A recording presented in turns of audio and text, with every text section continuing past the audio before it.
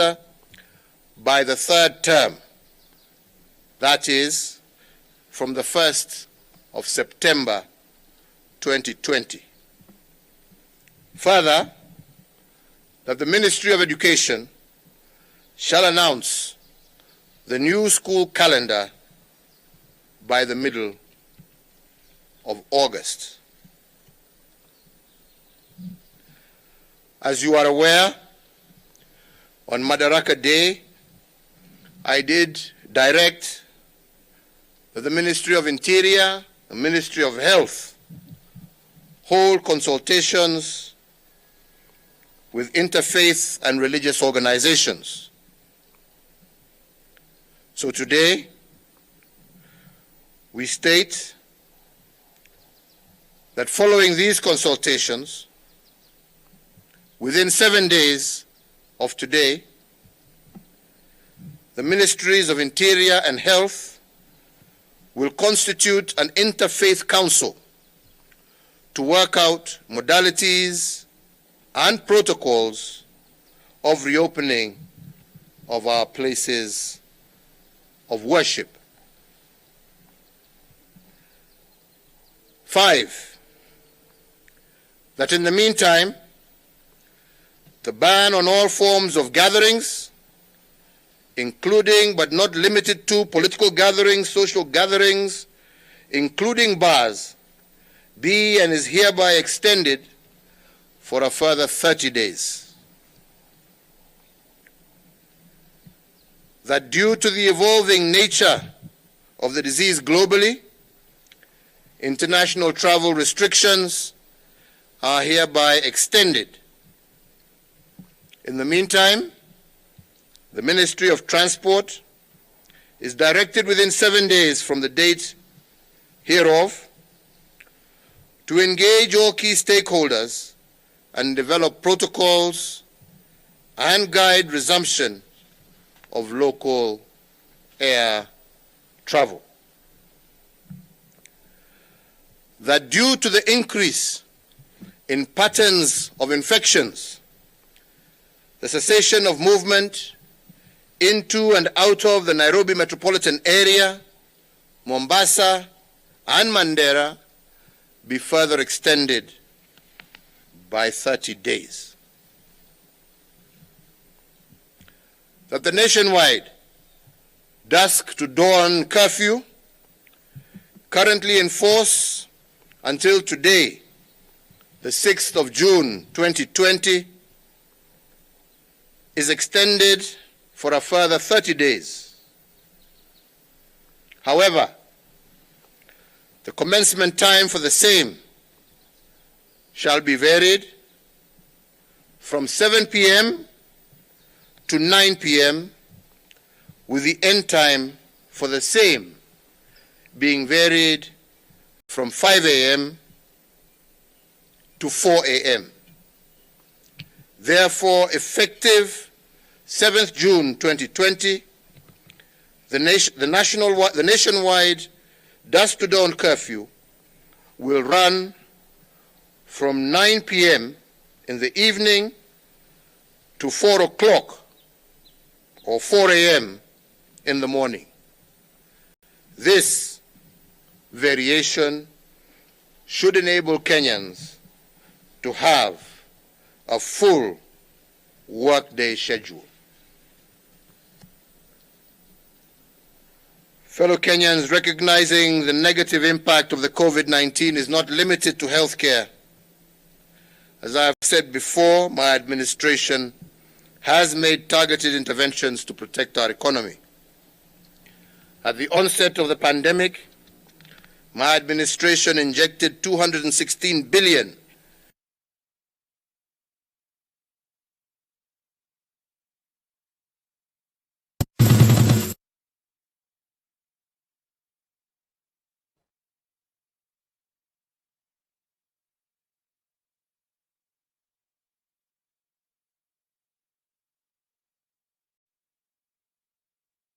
each week. The government is distributing approximately 300 million shillings a week to the most vulnerable members of our society, on top of Kazi Mitaani, which is also being extended to cover more counties.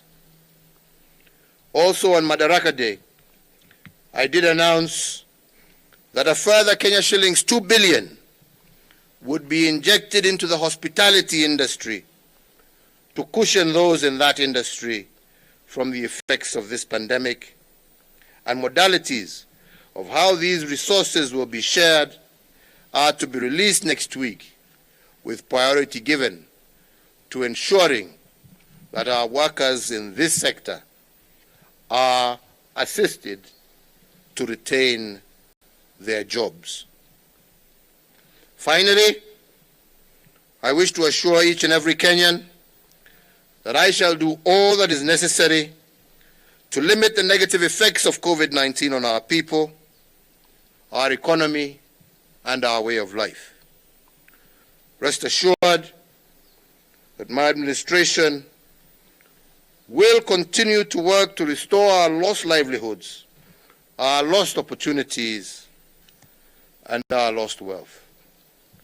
As I have said before, I continue to call upon all Kenyans, particularly landlords and employers, to put people before profits during these testing times. Permit me to close by saying what I have always said, that this disease is beatable if we work together. Listen to and apply the regulations, the guidelines and protocols issued by the Ministry of Health, and let us all keep our eyes on slaying the enemy. Thank you, God bless you, and God bless Kenya. I'll take 2 questions, and then I will leave the experts who have been advising us to continue with the rest of the session. Good afternoon. Afternoon to My you. name is Gashuri from Citizen TV.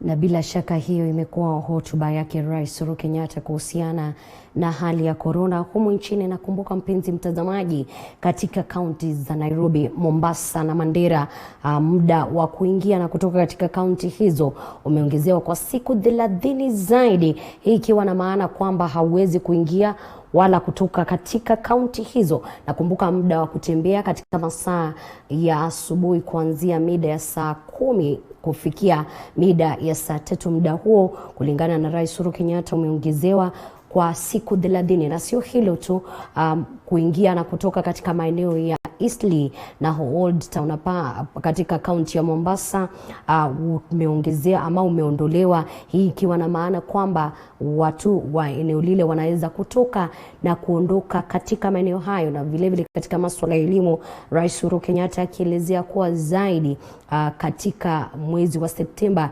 ndo watoto ama wanafunzi watakuwa wakirejelea masomo, lakini zaidi kwa mikakati ambayo itakuwa ikiwekwa na wenyeji wa baraza ya miji kaskazini mwa bonde la Ufa na magharibi ya Kenya. Wameshirikiana na mkoa pamoja kujadili utozaji kodi kwa wafanyabiashara wa maeneo hayo. Boniface Barasa na kina cha habari hiyo.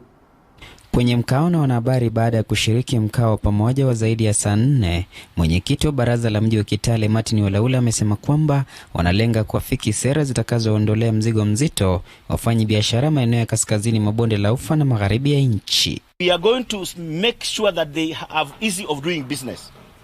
One, that's why as a caucus again we are trying to discuss among ourselves how we can easy movement of goods from Eldoret to Kitale, Kitale West Pokot, Pokot to Nandi, Nandi to Bungoma, to Busia, to Kakamega, so that the taxation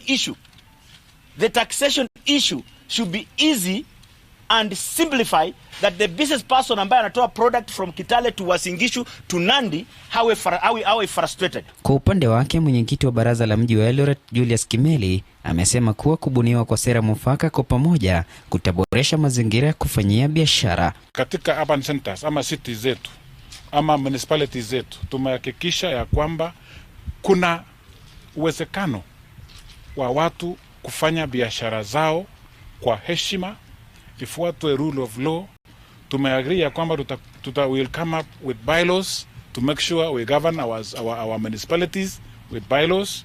Tutahakikisha ya kwamba there is control of development within our municipalities. Waleula aidha amefichua kuwa wamepigwa jeki na Benki ya Dunia kwa kupokezwa takriban shilingi milioni 300 kufanikisha ujenzi wa soko mjini Kitale. So good. For us, we have received 300 million Trans Nzoia County for the World Bank to develop a business center. The progress is on. So far ukienda kuangalia kwamba vichuma zimeanza kuingia. Unajua sisi market yetu tunaijenga in a modern way. Na ni ya chuma. Sasa ukiangalia hata material inaanza kuingia, lakini in the next, I have said, mimi nataka kuambia tu kwamba in the next by next year June tutakuwa soko imeisha. Miongoni mwa wale waliohudhuria mkao huo ni mwenyekiti wa baraza la mji wa Iten, Kabarnet, Kimilili na Bungoma, huku Martin Waleula akiteuliwa kuhudumu kama mwenyekiti wa mwavuli huo. Michael Kures kutoka Iten akiteuliwa kuhudumu katika wadhifa wa katibu, Mulama Joseph kutoka Kimilili akiteuliwa kama naibu mwenyekiti, na Julius Kimeli kutoka Eldoret ameteuliwa kama mshirikishi wa mwavuli huo. Bonfas Barasa, TV47, Gatuzi la Trans Nzoia. Na kwa taarifa hiyo yake Bonface Barasa, sina budi kukamilisha Shina la Upeo, lakini mwendo saa 1 kamili tutakuwa tukipokea taarifa hizi kwa kina, naye Joash Onsare. Zidi kutazama TV47.